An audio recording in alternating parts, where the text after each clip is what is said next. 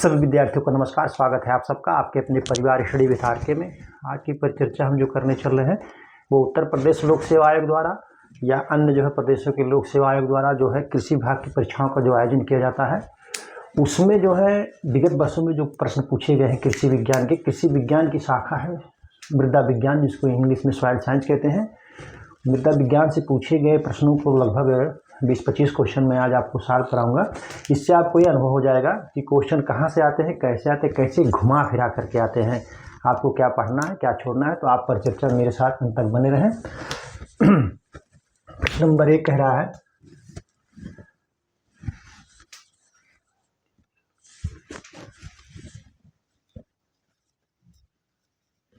बलुई दोमट मिट्टी कहिए या मृदा, कह रहे हैं बलुई दोमट मिट्टी में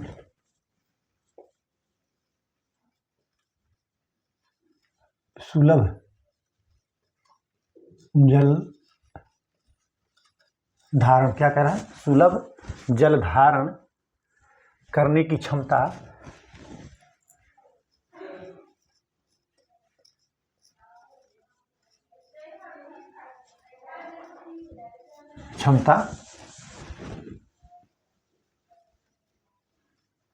कितनी है। ठीक है, बलुई मिट्टी में या मृदा में सुलभ जल धारण करने की क्षमता कितनी है। ठीक है,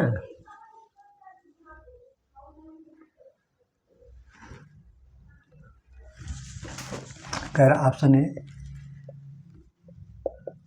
20%, बी कह रहा है 5%, सी कह रहा है 10% और डी कह रहा है 15%। ठीक है, तो बलुई दोमट मिट्टी में सुलभ जल धारण करने की क्षमता कितना होती है, तो वो लगभग जो है 10% के होती है। कितना होती है, 10% के होती है।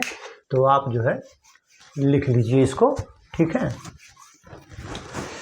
और मैं आपको जो है कुछ जो मृदा है, जैसे कड़ाकार है, चिकनी है, दोमट है, दोमट बलुई है, सिल्ट है, जो भी इन सबके जो भी हैं उनका जल धारण क्षमता मैं आपको लिखा दे रहा हूँ। इससे आपको ये अंदाज़ा लग जाएगा कि किस जो है मिट्टी की जो है मृदा जल धारण क्षमता कम होती है, किसकी ज़्यादा होती है। ठीक है, ऑप्शन ए, अरे ऑप्शन कह रहा हूँ, मृदा कड़ा, मृदा कणाकार, क्या है, कणाकार, ये मृदा कणाकार हो गया। और इसी मृदा का जो है सुलभ जल धारण क्षमता, सुलभ जल धारण क्षमता, ठीक है, या जल धारणा, जो भी आप कह लीजिए। ठीक है,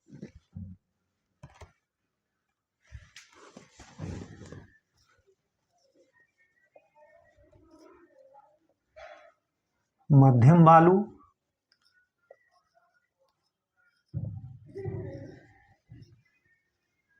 महीन बालू, मध्यम बालू, महीन बालू, बलुई लोम, क्या कह रहा है, बलुई लोम, महीन बलुई लोम, क्या कह रहा है, महीन बलुई लोम। ठीक है, फिर कह रहा है लोम सिल्टी लोम, क्या कह रहा है, सिल्टी लोम। ठीक,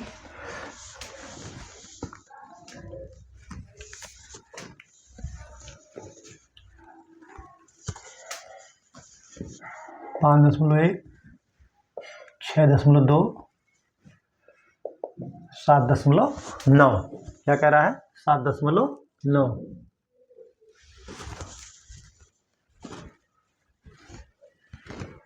10.2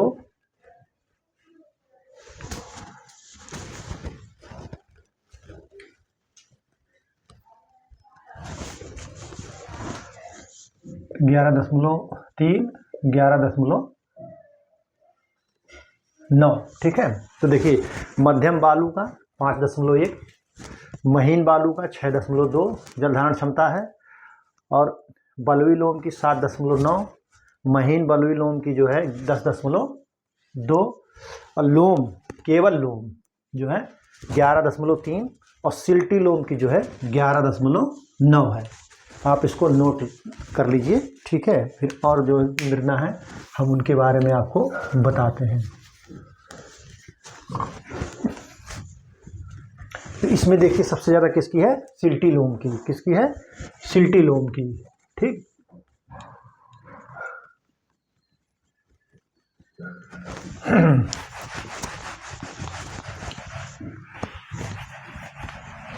सिल्टी लोम का जो है सबसे ज़्यादा है।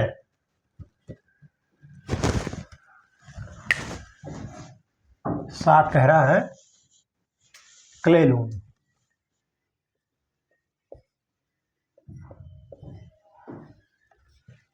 क्ले लोम 7 कह रहा है क्ले लोम, 8 कह रहा है क्ले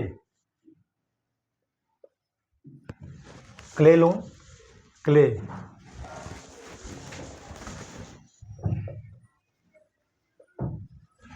क्ले लोम का 11.3 और क्ले का जो है 7.9। ठीक है, आप इसको नोट कर लीजिए। तो आपने देखा सबसे ज़्यादा जल धारण क्षमता जो है वो सिल्टी लोम, इसको आप रट लीजिए। 11.9% कितना है, 11.9% सबसे ज़्यादा जल धारण क्षमता सिल्टी लोम की है। किसकी है, सिल्टी लोम की। ठीक, आप इसको नोट कर लीजिए। ठीक है,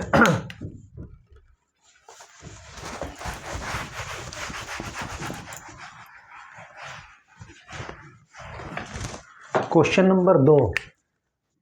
क्वेश्चन नंबर 2 कह रहा है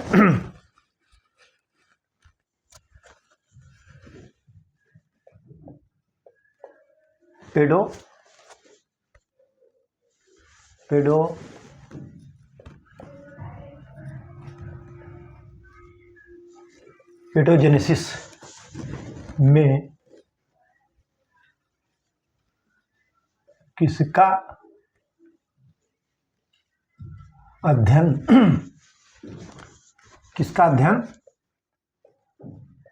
किया जाता है। कह रहा कि पेडोजेनेसिस में किसका अध्ययन किया जाता है।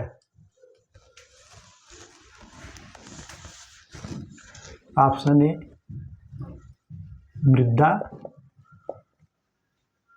संरचना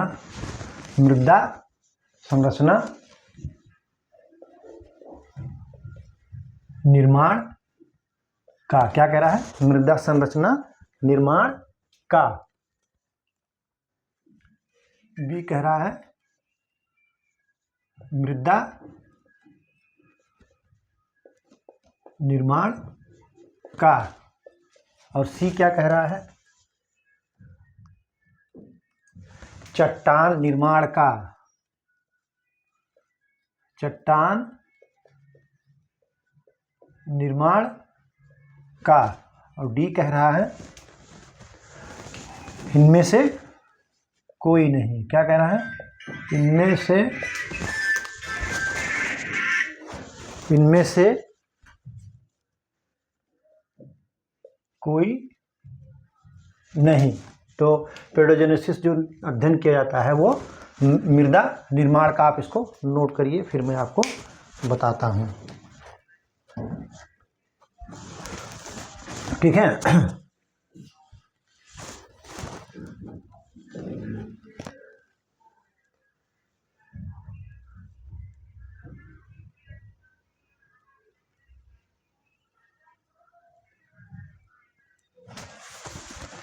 पेडोजेनेसिस है ये।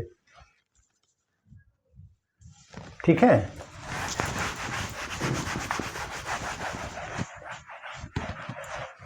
आप जो है इसको नोट कर लीजिए।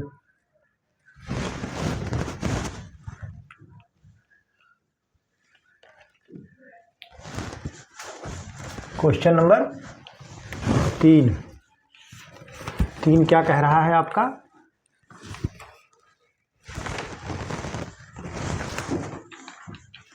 तीन कह रहा है ये फास्फेट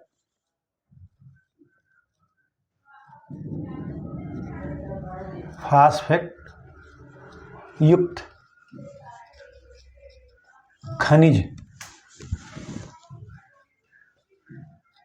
कौन है? फास्फेट युक्त खनिज कौन है?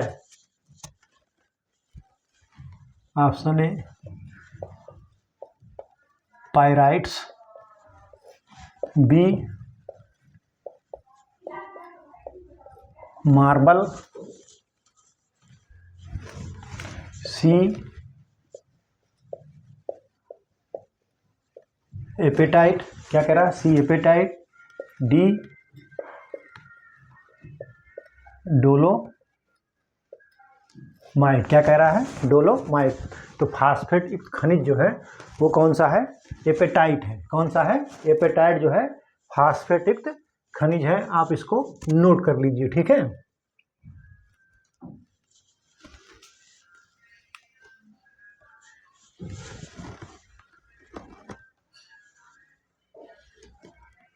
ये क्या है?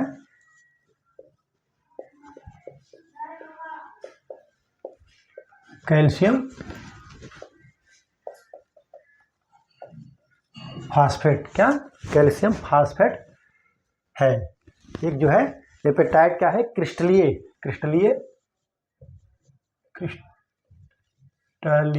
कैल्शियम फास्फेट है। क्रिस्टलीय कैल्शियम फास्फेट है, ठीक है। आप इसको नोट कर लीजिए, ठीक है। अगला क्वेश्चन ये बार बार पूछा जाता है इसलिए इसको लिखा दे रहे हैं। इसको तो आप अलग पन्ने पे नोट ही कर लीजिएगा क्योंकि ये बहुत बार पूछा गया है। अगर मृदा के बारे में ये जानकारी नहीं तो समझ लीजिए आप मृदा विज्ञान के बारे में जानकारी है तो आपका सॉइल साइंस में कोई जानकारी नहीं है, ठीक है। क्वेश्चन नंबर 4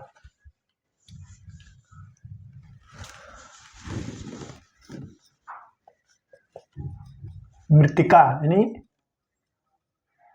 क्ले कण का व्यास, क्ले कण का व्यास कितना होता है? कह रहा मृत्तिका क्ले कण का व्यास कितना होता है?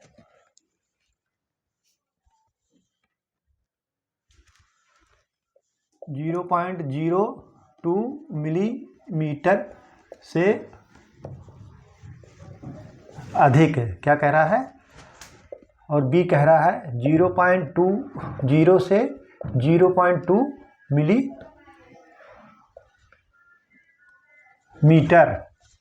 ठीक है।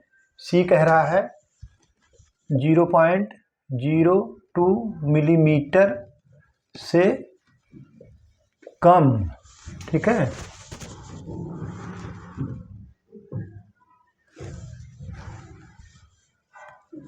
फिर डी कह रहा है 2 से 0.2 मिलीमीटर। तो मृत्तिका यानी क्ले कण का जो व्यास होता है सभी मृदाओं में सबसे कम होता है। आप इसको नोट कर लीजिए और ये होता है आपका ऑप्शन सी 0.002 मिलीमीटर से कम होता है। आप इसको नोट कर लीजिए, ठीक है।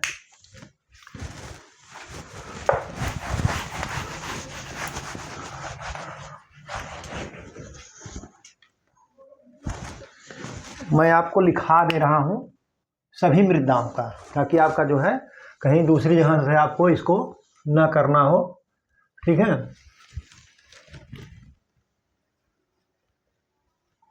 क्रम संख्या, क्या कह रहा है? क्रम संख्या। फिर कह रहा है मृदा वर्ग कण, मतलब मृदा का नाम इसमें लिखा जाएगा। फिर कह रहा है व्यास, व्यास मिलीमीटर में होगा ये।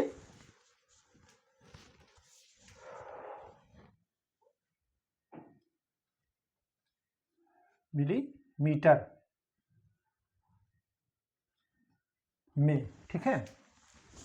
अब घटते हुए क्रम में हम लिखते चलेंगे।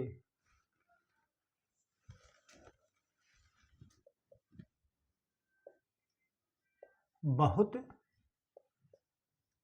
मोटी बालू, ठीक है।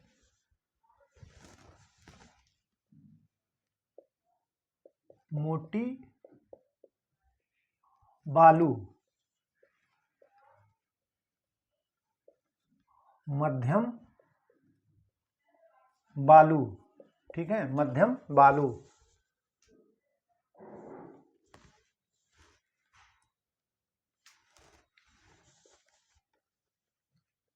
महीन बालू, महीन बालू, बहुत महीन बालू,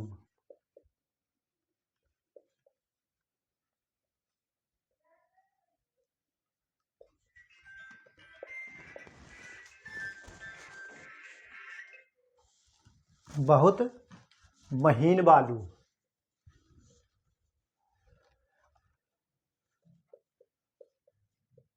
सिल्ट, क्ले यानी मृतिका, क्ले जो है वो मृतिका, ठीक है। आप उसको मैं लिखा दे रहा हूं।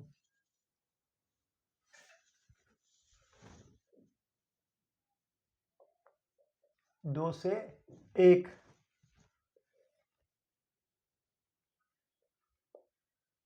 एक से 0.5, एक से 0.5, 0.5 से 0.25। फिर कह रहा है महीन बालू, महीन बालू का 0.25 से 0.110, क्या कह रहा है 0.25 से 0. जो है 1। फिर इसको कह रहा है कि बहुत महीन बालू को 0.110 से 0.05, 0.10 से 0.05। फिर सिल्ट, सिल्ट जो है 0.05 से 0.05 से 0.002 मिलीमीटर होगा। ये सब मिलीमीटर में है, आप इसको जो है 0.002, ठीक है। और क्ले, क्ले है 0.002 से कम। आप इसको नोट कर लीजिए, आपको बहुत आसान रहेगा, इसको याद कर लेंगे तो कोई दिक्कत नहीं होगा। बहुत मोटी बालू 2 से 1 मिलीमीटर, जो मृदा कण का व्यास होता है, मृदा का जो व्यास होता है कण का। मोटी बालू 1 से 0.50, और मध्यम बालू 0.5 से 0.25, महीन बालू 0.25 से 0.10। उसके बाद जो है बहुत महीन बालू 0.10 से 0.05 मिलीमीटर।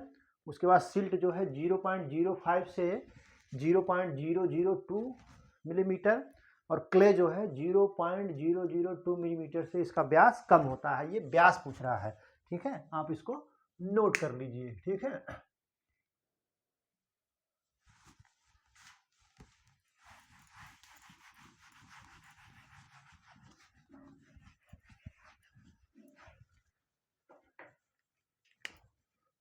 क्वेश्चन 6,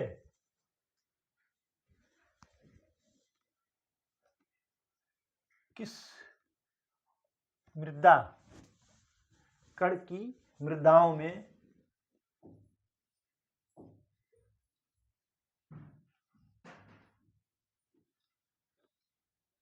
किस मृदा कण की किस मृदा कण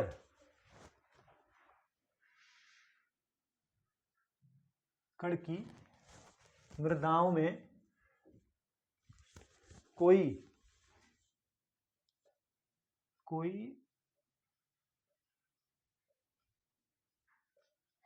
डायग्नोस्टिक होराइजन नहीं होता है। होराइजन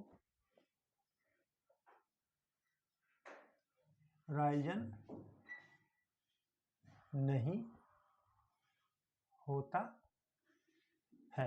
ठीक है,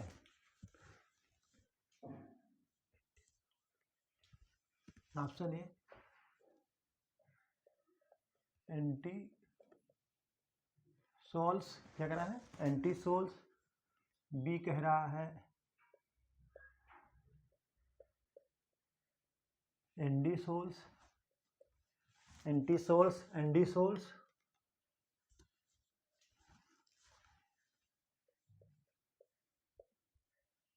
एरिडोसोल्स,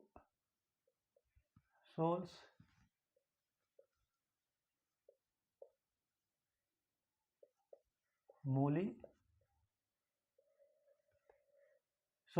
ठीक है, कह रहा किस मृदा कण की मृदाओं में कोई डायग्नोस्टिक होराइजन नहीं होता है, तो वो जो है एंटीसोल्स में नहीं होता है। किसमें, ऑप्शन ए एंटीसोल्स में जो है कोई होराइजन नहीं होता है।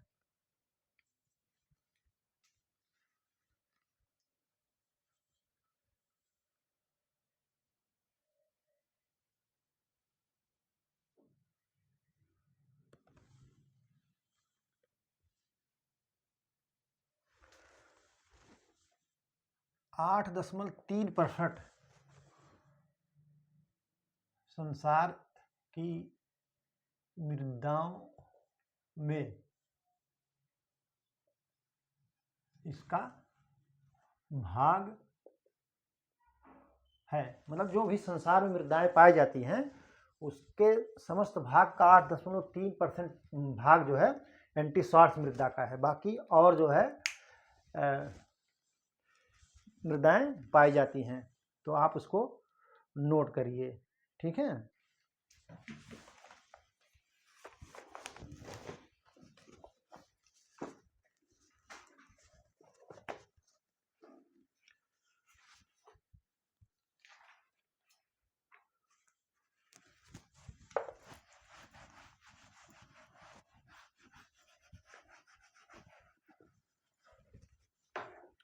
क्वेश्चन नंबर 7 क्या कह रहा है,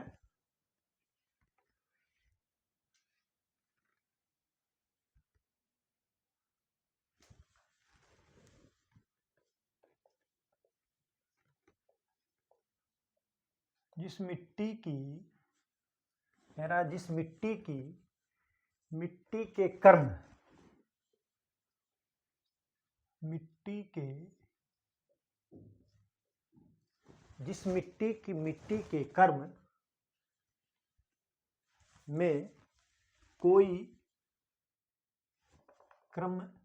में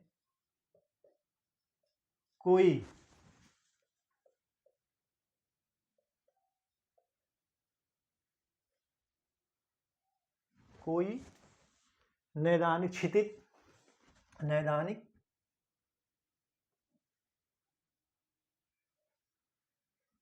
क्षितिज नहीं पाया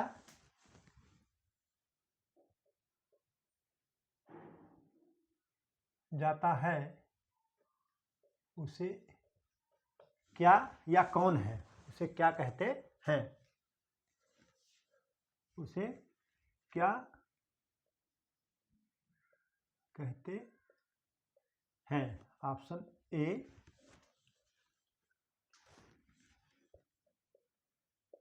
वर्मीक्यूलाइट,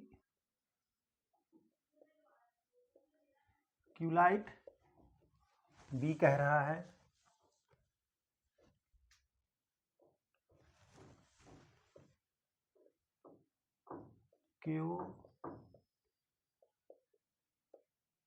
केओलिनाइट, सी कह रहा है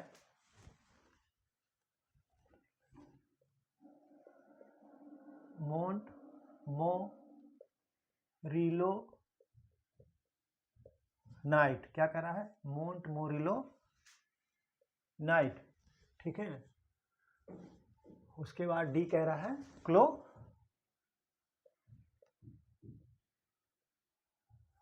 ठीक है। जिस मिट्टी के कर्म में कोई नैदानिक क्षितिज नहीं पाया जाता है उसको क्या कहते हैं, या वह कौन सी मृदा है, तो वो है केओलिनाइट, ठीक है। आप इसको नोट करिए, ठीक है। ये केओलिनाइट जो है इसमें नहीं पाया जाता है कोई क्षैतिज निदान,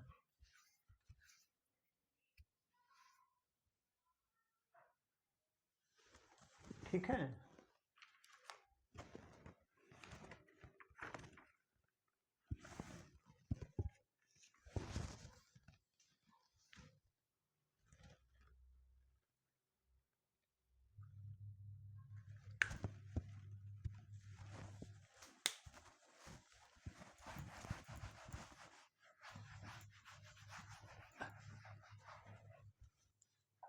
क्वेश्चन नंबर 8, क्वेश्चन नंबर 8 क्या कह रहा है,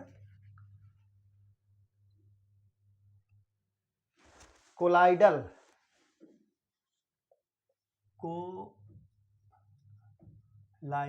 देखिए कोलाइड जो है बहुत ही महत्वपूर्ण चीज होता है, किसी भी पदार्थ का जो है ये बहुत ही महत्वपूर्ण चीज होता है। कोलाइडल के कणों का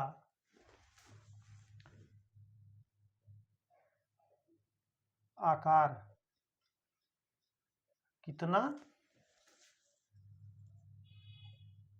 होता है, कह रहे कोलाइडल के कणों का आकार कितना होता है, ठीक है।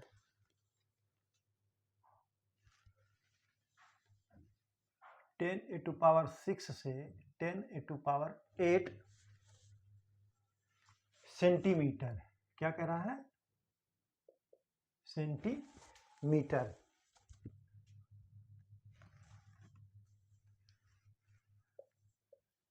10⁴ से 10⁷ सेंटीमीटर, ठीक। फिर कह रहा है सी 10⁵ से 10⁸ सेंटीमीटर, ठीक। डी क्या कह रहा है,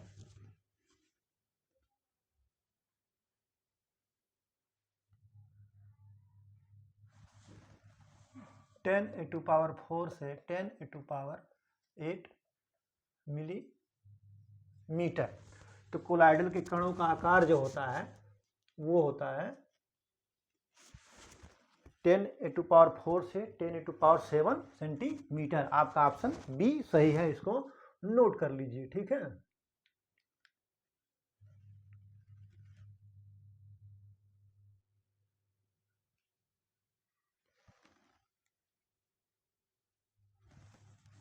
कोलाइडल क्या है, ये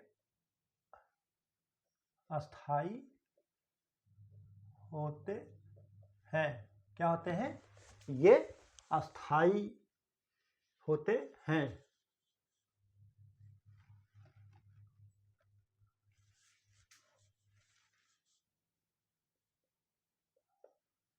कोलाइडल कणों के निलंबन में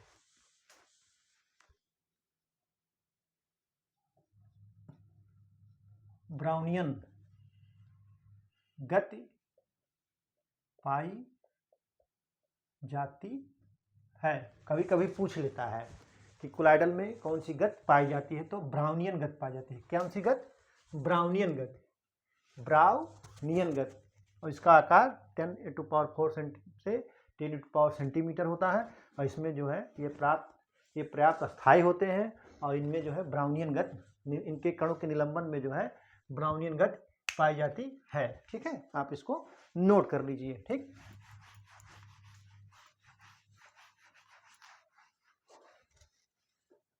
क्वेश्चन नंबर 9, कह रहा है किसकी विशिष्ट ऊष्मा सबसे अधिक है। बहुत ही महत्वपूर्ण क्वेश्चन है ये, जो है सामान्य पेपर की भी दृष्टि से और एग्रीकल्चर की भी दृष्टि से बहुत ही महत्वपूर्ण है। किसकी विशिष्ट ऊष्मा, कह रहा किसकी विशिष्ट ऊष्मा अधिक पाई जाती है। कह रहा किसकी विशिष्ट ऊष्मा अधिक पाई जाती है। ऑप्शन ए बालू, ह्यूमस, सिल्ट, क्ले। तो किसकी विशिष्ट ऊष्मा सबसे अधिक पाई जाती है? ह्यूमस की पाई जाती है। किसकी पाई जाती है? ह्यूमस। ठीक है, ह्यूमस की जो है सबसे अधिक पाई जाती है।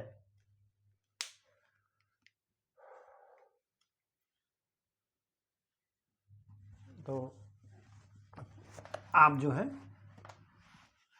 इसको नोट कर ही चुके होंगे और जो है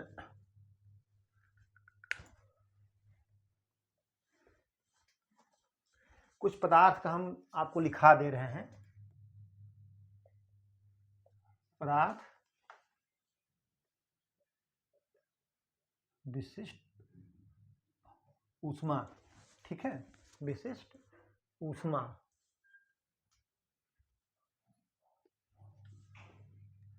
एक,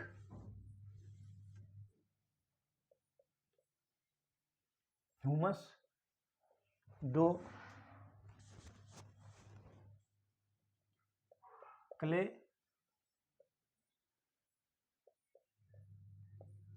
क्वार्टज, क्वार्टज हो गया।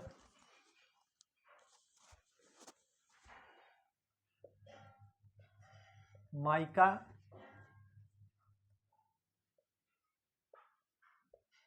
ग्रेनाइट,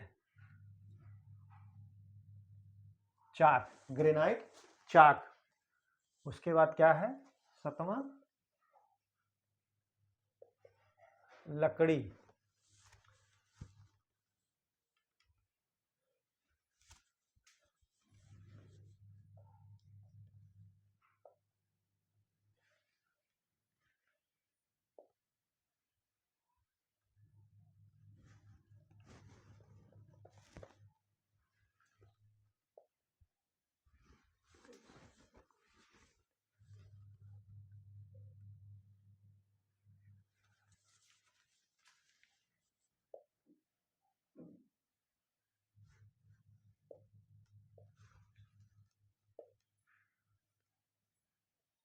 बयालीस। देखिए ह्यूमस की जो है 0.40, ह्यूमस की 0.40। क्ले, क्ले का जो है 0.2022। क्वार्टर का 0.19। माइका का 0.121। ग्रेनाइट का जो है 0.19। चाक 0.21। लकड़ी का 0.40। और यहीं पर मैं लिख दे रहा हूं पानी की विशिष्ट ऊष्मा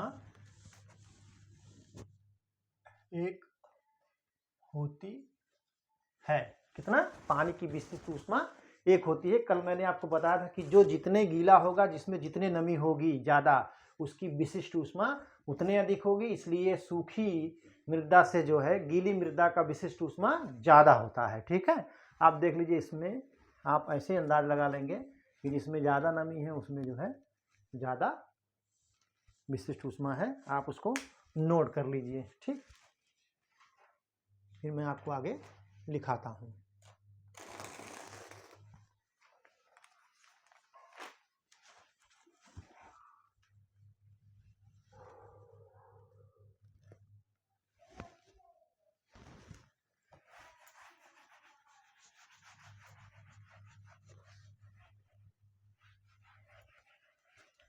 क्वेश्चन नंबर 11। क्वेश्चन नंबर 11 क्या कह रहा है कि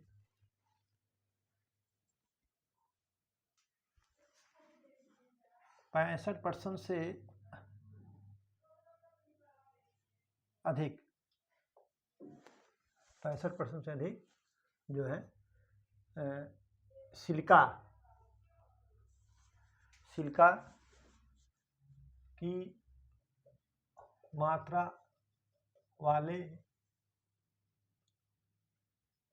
चट्टान, क्या कह रहा है कि 65% से अधिक सिलिका की मात्रा वाले चट्टान का गुण है। कह रहा है कि 65% से अधिक सिलिका की मात्रा वाले चट्टान का गुण क्या है। कह रहा है ऑप्शन ए अम्लीय, उदासीन, सी कह रहा है क्षारीय। क्या कह रहा है? क्षारीय। सी जो कह रहा है वो कह रहा है क्षारीय। डी कह रहा है इनमें से कोई नहीं। 65% से अधिक सिलिका की मात्रा वाली चट्टान का गुण क्या है? तो उसका गुण अम्लीय होता है। क्या होता है? अम्लीय होता है। ठीक है, ये जो है अम्लीय होता है।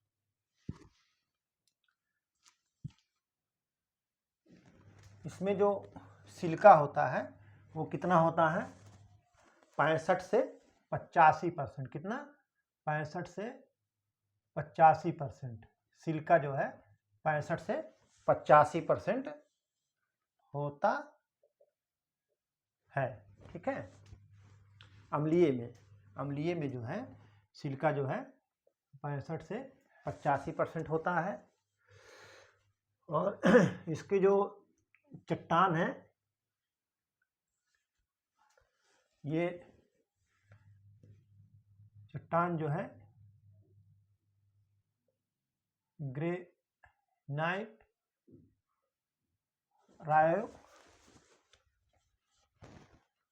रायोलाइट,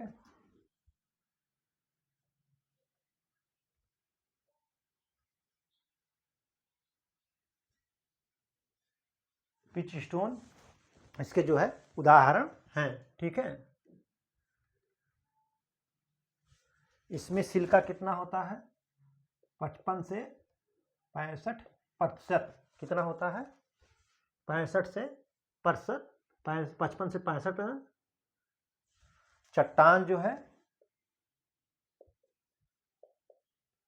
सियोनाइट और diorite.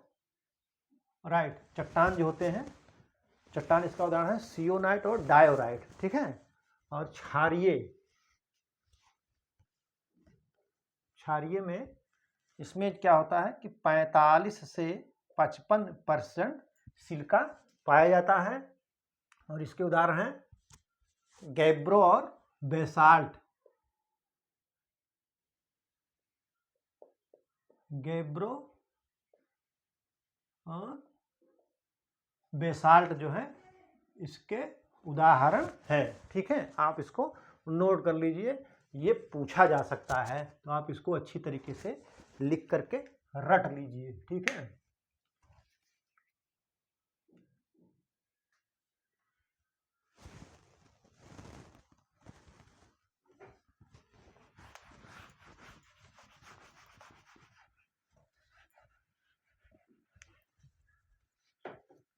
Question number 12। Question number 12 क्या रहा है?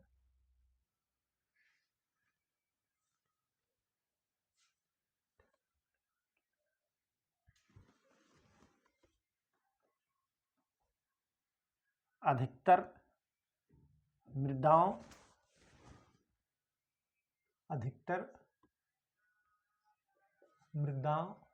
की, क्या कह रहा है? अधिकतर मृदाओं की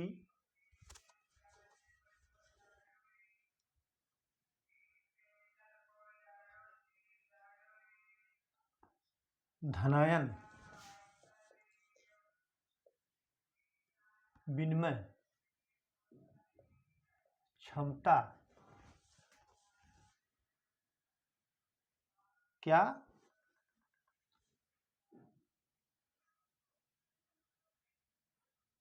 होती है। कह रहा है कि अधिकतर मृदाओं, मृदा 2 बार हो गई है, अधिकतर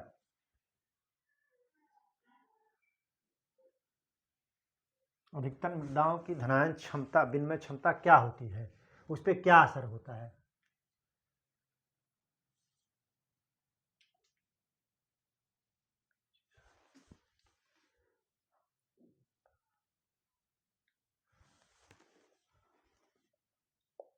pH 7 पर सर्वाधिक होती है। कह रहा है क्या होता है, सर्वाधिक होती है। बी क्या कह रहा है, pH 7 पर सर्वाधिक होती है, pH 6 पर कम होती है। ठीक है, फिर कह रहा है pH के साथ बढ़ती है, pH के साथ बढ़ती है। ठीक है, फिर डी क्या कह रहा है, फिर कह रहा है pH निर्भर ही नहीं करता है, pH निर्भर नहीं करती है। ठीक है, तो अधिकतर मृदाओं का धनायन विनिमय क्षमता पे क्या असर होता है, pH का। तो pH के साथ बढ़ती है, जैसे जैसे pH बढ़ता जाएगा वैसे वैसे बढ़ता जाएगा। जैसे 6 से नीचे 7 पे उदासीन हो जाता है तो न्यूट्रल होता है, तो उस पर 7 होता है, लेकिन जैसे कम होता जाता है तो pH मान जैसे घटता जाता है वैसे वो घटती जाती है, pH के साथ बढ़ती है। आप इसको नोट कर लीजिए। ठीक है, अधिकतर मृदाओं का जो धनायन विनिमय क्षमता होती है वो pH के साथ बढ़ती जाती है। आप इसको नोट कर लीजिए। ठीक है, आप जो है उसको नोट कर लीजिए। अगला क्वेश्चन करा, बहुत ही महत्वपूर्ण क्वेश्चन है ये। अगला क्वेश्चन जो है ये बहुत ही महत्वपूर्ण है, हम आपको लिखा दे रहे हैं। 13 क्या कह रहा है, मृदा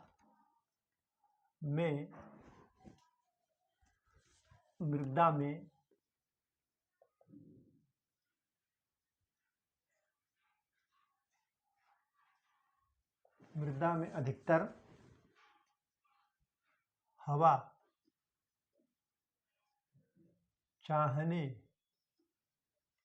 वाली, क्या कह रहा है, मृदा में अधिकतर हवा चाहने वाली फसलों के लिए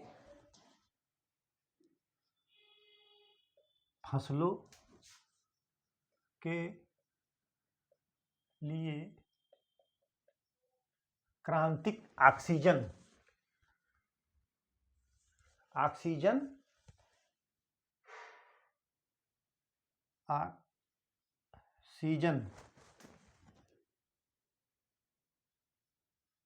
विसरण की मात्रा कितनी होती है या क्या है। घुमा फिरा के किसी तरीके से भी क्वेश्चन पूछा जा सकता है।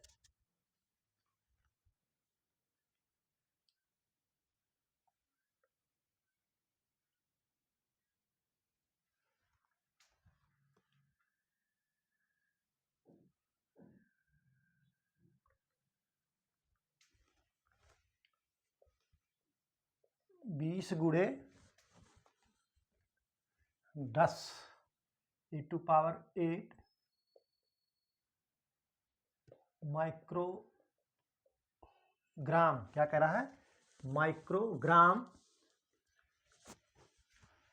प्रति सेंटीमीटर प्रति मिलियन, क्या है, प्रति सेंटीमीटर स्क्वायर पर मिलियन क्या कह रहा है। उसके बाद बी कह रहा है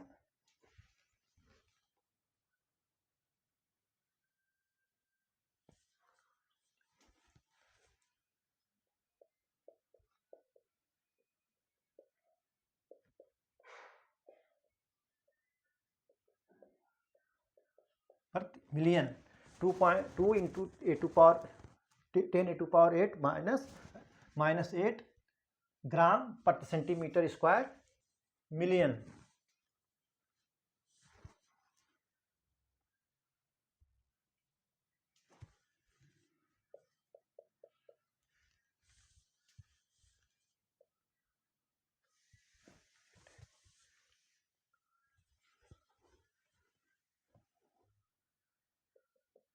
ग्राम प्रति सेंटीमीटर स्क्वायर प्रति मिलियन। ठीक है। डी क्या कह रहा है,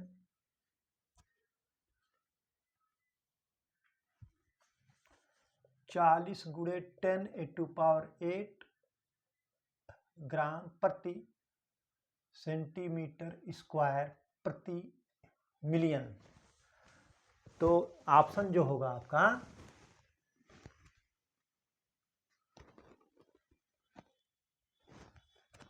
बी होगा। मृदा में अधिकतर हवा चाहने वाली फसलों के लिए क्रांतिक ऑक्सीजन विसरण की मात्रा कितनी होती है या क्या होता है।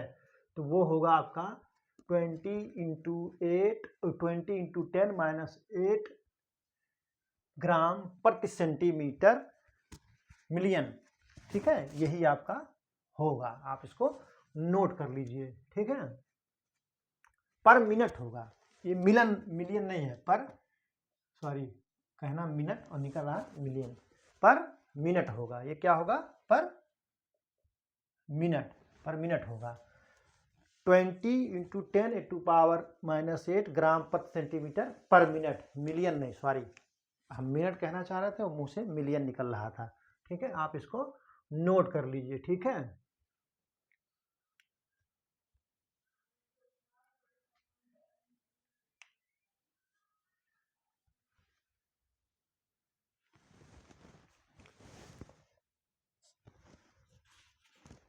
आप उसको नोट कर लीजिए, फिर हम आपको आगे लिखाते हैं।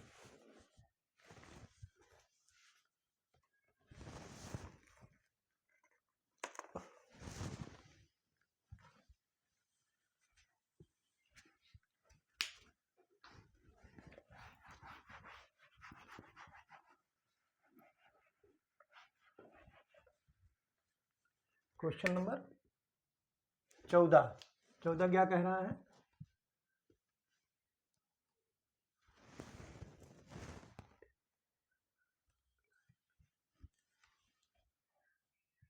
यदि 1000 ग्राम 1000 ग्राम विलायक में 1 ग्राम मोल विलय 1 ग्राम मोल क्या है, मोल विलय 1 ग्राम मोल विलय घुला हो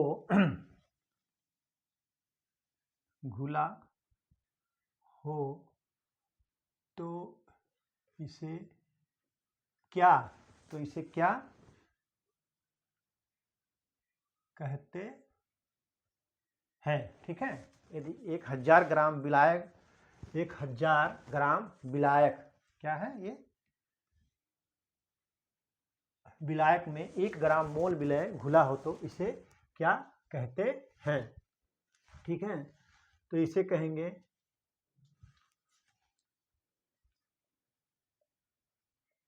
मोलल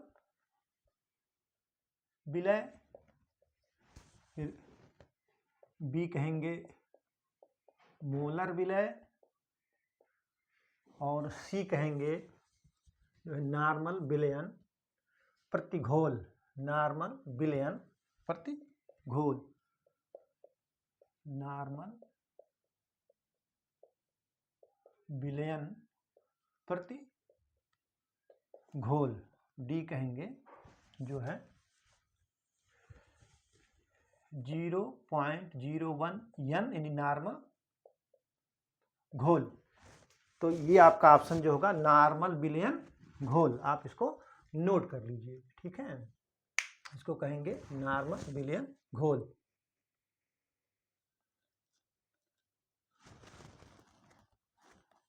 या 1 n घोल, इसको जो है नॉर्मल विलयन घोल या 1 n घोल भी कह सकते हैं। आप इसको जैसे ये दिया है ना, तो ऐसे ये भी दे सकता है ऑप्शन में। तो आप इसको ये भी याद कर लीजिए और ये भी याद कर लीजिए। ठीक,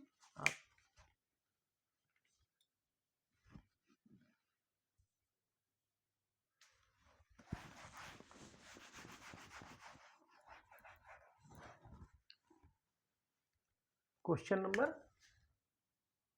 15 क्या कह रहा है? सर्वाधिक, बहुत ही महत्वपूर्ण क्वेश्चन है ये। सर्वाधिक रंध्रयुक्त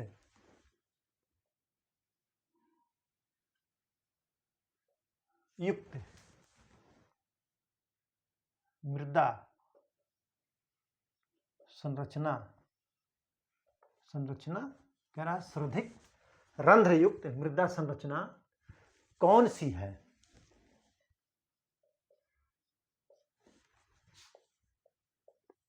इसको तो आप रट लीजिएगा। ठीक है, कौन सी है? ऑप्शन ए प्लेटो,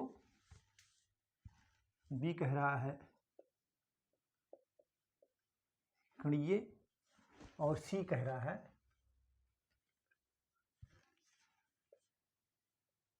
मृदु कण, और डी कह रहा है प्रिज्मी। क्या कह रहा है? प्रिज्मी।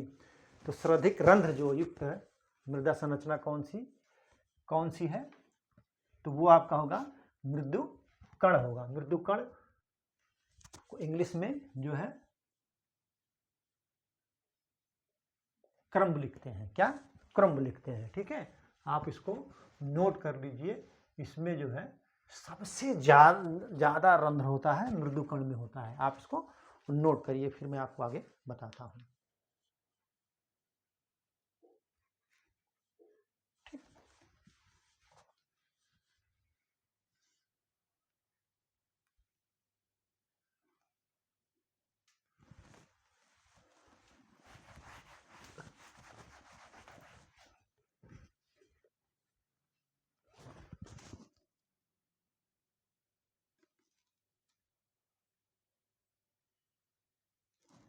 ये मृदा जो है फसल उत्पादन के लिए बहुत ही अच्छी होती है।